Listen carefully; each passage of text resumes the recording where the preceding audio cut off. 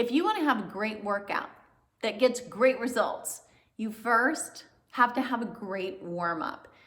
And there are a lot of reasons why you don't want to skip it, and I'm going to give you those reasons later. Right now, I'm going to demonstrate some of my favorite warm-ups and talk about the advantages of them while we go through them. So get yourself a space on the floor, because these will get imprinted on your brain a whole lot faster and stay there a whole lot longer if you do them with me. Are you ready?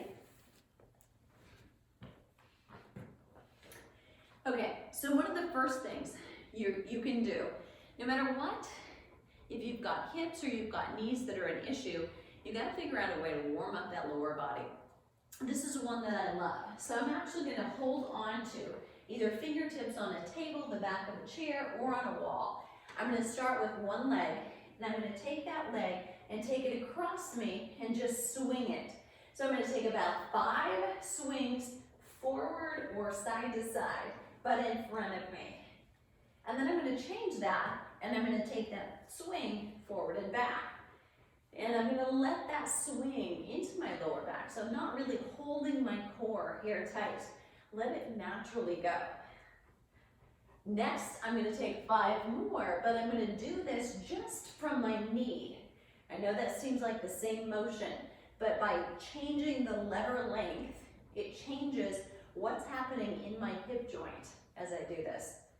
Now I'm going to imagine I'm going over a hurdle 5 times, just like this. Super simple. And then go 5 times in reverse of that circle. What we've just done is lubricated the joint. By moving through full range of motion, we lubricate the joint, which is what happens during all warm-ups, but we often can't get there because we're not comfortable moving, doing something like lunges. That's your jam. We're gonna do the other side so that you truly get it with me. So let's take this side forward. It's in front of you, but you're actually moving left and right. So it's nice and easy. Literally, you're just swinging like a pendulum. Don't try to control it too much. And then forward and back. So we're trying to get the hip joint, that ball and socket joint, kind of moving around all angles. Now the knee. So it's just reaching and swinging that leg forward and back from here.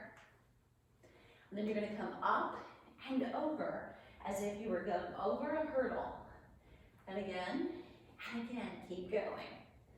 Good. Now in reverse for 5. 1, 2, 3, 4, and 5. And there you have it. That's leg swings. Number 2. This one I call spider, because really that's what it looks like. So if you have trouble weight bearing on your shoulders, this one is not for you. Otherwise, this one is an amazing one because it incorporates upper body and lower body and your core. Here's where this goes. So you start in a plank position. You're going to bring your foot to the outside of both of those hands. Then you're going to reach up, come down, and then move this side back. So you're going to bring this up, rotate, and bring it back, and then come back again. The foot is up, reach up, come down, and come back. Reach up, and come up, and down, and come back. And again, up, reach, and in, and down. So can you feel what's happening? You're opening the spine, doing rotation. You're flexing and extending through your hip, flexing and extending through your knees, and incorporating some core and a little weight on your upper body, and opening through the chest muscles. Last time. And those are spiders. And that is 5 on each side, so 10 total. And you've done a dynamic warm-up for so many joints in your upper and your lower body. All right, so let's say you're doing a lower body workout. Warm-up 3. It's called a lunge matrix. And I've changed it very slightly, so we don't do forward lunges because that accelerates a lot of weight. We have to stop or decelerate with our knees. So no need to do that. What you're gonna do is do rear lunges. With your chin up, you're gonna reach here and back. You're gonna do a total of 10 right here in this position. Are you counting? So your arms are in a runner arm, just opposite arm and leg, and that's it. Now to the side. So you're gonna step and then in and over to the opposite side. So you're opening up the hip joint, forward and back, now laterally. Good position here is this, both feet get flat. The inside, or that medial leg, stays long, feeling stress through your inner thigh. The outside leg, your weight, you want to make sure gets to your heel, so you're pressing back through the hip, keeping that chin up, chest high, and back. Last time. Now the last one, it gets a little trickier. So to see it up close, what you're doing is kind of coming back at 45 degrees. Not laterally, not straight back, but you're gonna split the difference and back. What's important is that my toes are facing forward and then I'm opening it. So what I'm doing is opening through the hip, opening that one away from the other and in. So the leg up stays long, just like any lunge. One leg long, one leg bent, and then back in, tall through the core. Your arms, you can play with. They come up, or they can stay down on your hips. It's up to you. Last two, and last one.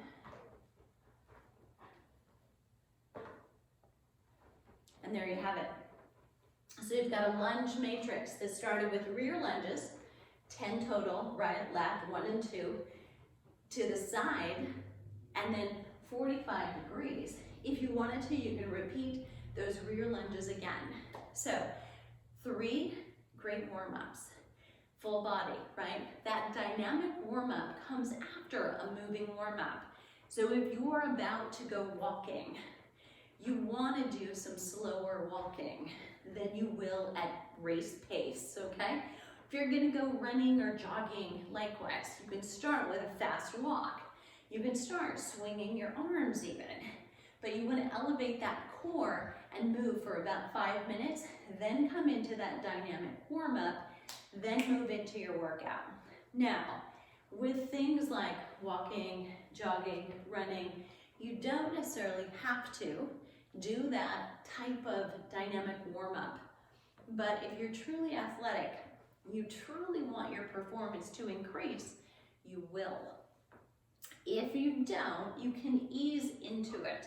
So you do a much lower level for a few minutes, you increase very slowly, and then increase and increase. So by 10 minutes, you're up to a speed that is a lot more comfortable, is close to your cruising pace. If you're going to do interval training, that's a point where you start to implement your intervals.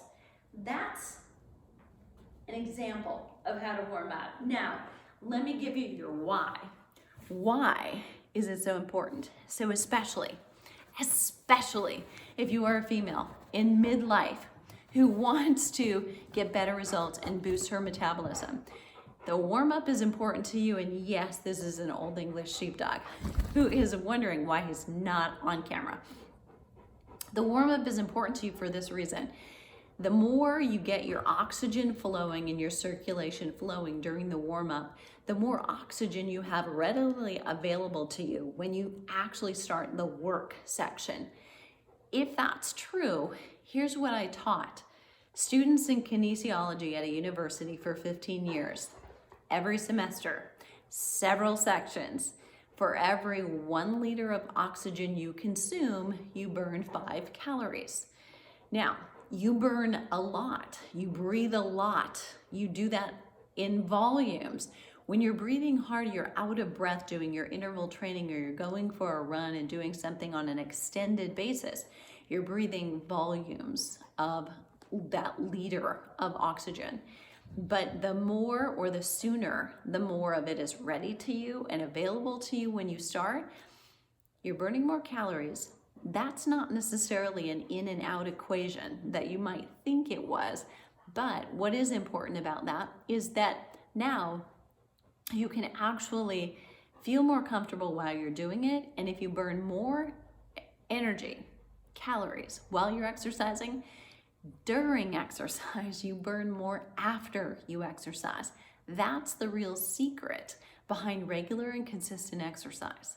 That's the real benefit. So if you've elevated the amount of oxygen you've consumed and energy expended several times a week, then several times a week, you've increased your metabolism for hours after exercise because your body is paying back all of that oxygen debt that it needs to. That's the real secret behind exercise. So it's not about how many calories did I burn during that 30 minutes of exercise. It's how many calories did I burn during the 24 hours during and after the exercise. And if you do that kind of revving your metabolism up regularly, those are the people who naturally stay lean. And there you have it. I'd love to hear your questions, but never, ever, ever skip the warm up again. You still got it, girl.